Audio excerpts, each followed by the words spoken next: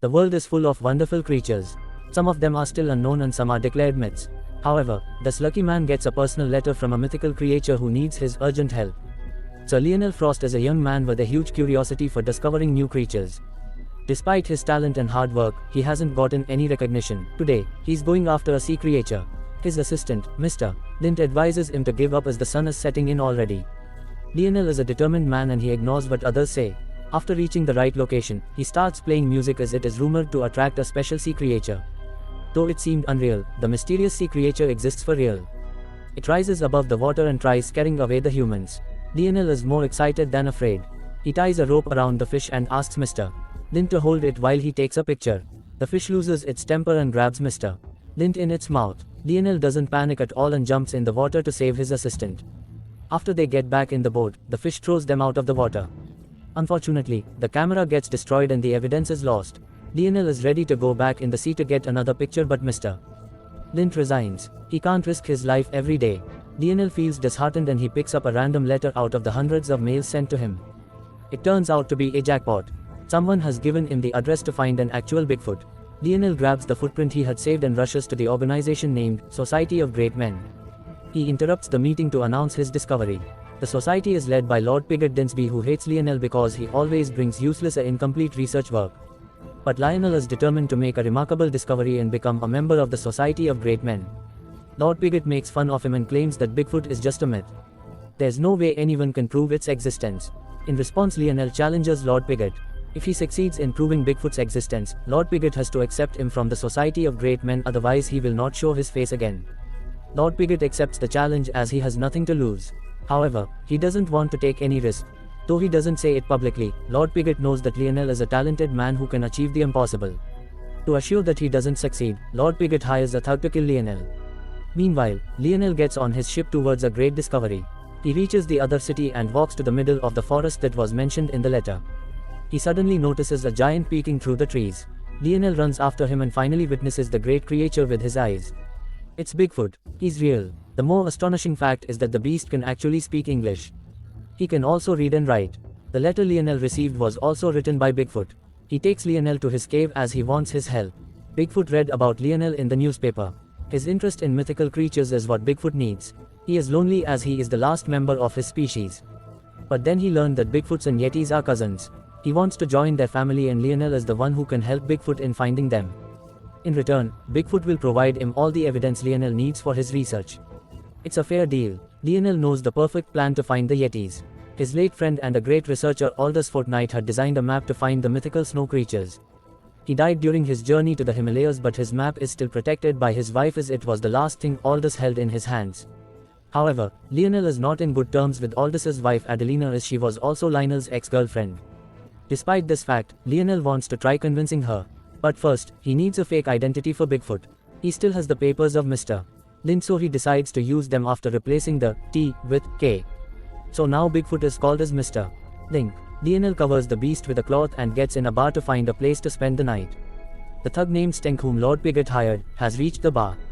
Lionel recognizes him immediately as he is notorious for killing many rare creatures except Bigfoot. However, Stenk is ready to kill Bigfoot now along with Lionel. On hearing this, Lionel doesn't run away in fear. Instead, he fights back bravely and also advises Mr.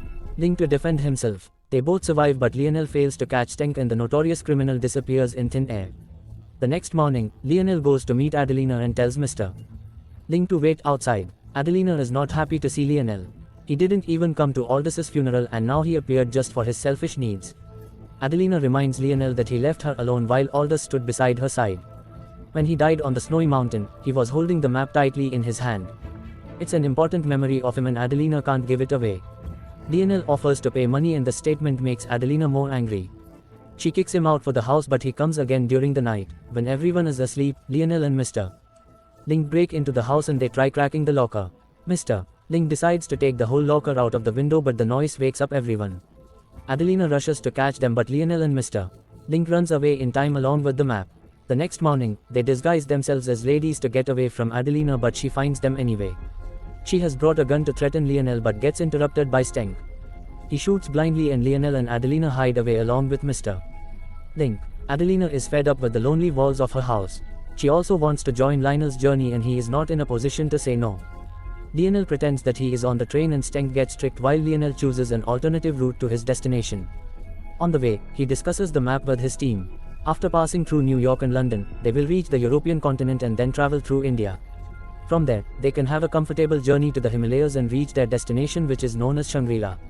It has many names and legends say that it is a magical place where humans never grow old. But Aldous believed that it was a place where humans didn't evolve and still exist in the form of creatures like Mr. Link. There's no exact location of this valley, but Aldous has found a way. He knew a mountain guide named Gamu who was aware of all the secret passages on the mountains. Once they find Shangri-La, they will find the Yetis. Hearing this, Mr. Link growls in excitement. On reaching the seaport, Mr. Link gets really nervous, but Lionel forces him to hurry up. Stenk is still after them and he will not rest till he kills them. That's true. Stenk has found them and he sends a letter to Lord Piggott about the location of Lionel. Lord Piggott orders his assistant to hire more thugs and bribe the port authorities so there's no chance for Lionel to escape. After getting on the boat, Lionel offers a drink to Adelina as a peace offering, but Adelina believes that Lionel should pay attention to Mr. Link instead. The poor creature thinks too highly of Lionel, who is the last hope for him. But Lionel treats him so rudely. Adelina advises Lionel to try having a conversation with Bigfoot and help the poor guy feel lighter. Lionel does as she said and listens to Mr. Link's thoughts. He is having a deep and continuous pain in his chest that suffocates him. It's because of a dream that hasn't come true yet. Lionel can relate to that feeling as he also longed for becoming the greatest adventurer in the world. He wants his name written in history. But Mr. Link doesn't even have a meaningful name, so Lionel asks him to choose one for himself.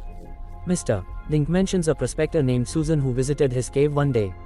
She didn't get scared on seeing him but smiled instead. Mr. Link wants to be named after that prospector. He doesn't care even if it's a girl's name. Lionel wishes Mr. Link a good night and walks away, but he runs into Stenk, who is pointing a gun at Adelina. She gets away from him, but he starts fighting Lionel. The ship enters a storm and it starts shaking rapidly. Adelina falls off the ship and Mr. Link rushes to save her, while Lionel is running away from Stenk, who is following him with an axe. Lionel runs through the corridor and locks it afterward. Meanwhile, Mr. Link saves Adelina and joins Lionel. They get in a lifeboat and escape. Stenk reaches the shore and informs Lord Piggott about his failure. Lord Piggott loses his patience and decides to catch Lionel by himself. Lionel and his mates take a train to the European continent and travel through the Indian forests. They reach the Himalayas and try communicating with the locals. A young lady notices them and reveals that she is Gamu's granddaughter. She takes them to Gamu but warns them of the old lady's short temper. They must not trigger her and especially not mention the chicken sitting on her head. Gamu offers them yak meat soup and yak butter tea.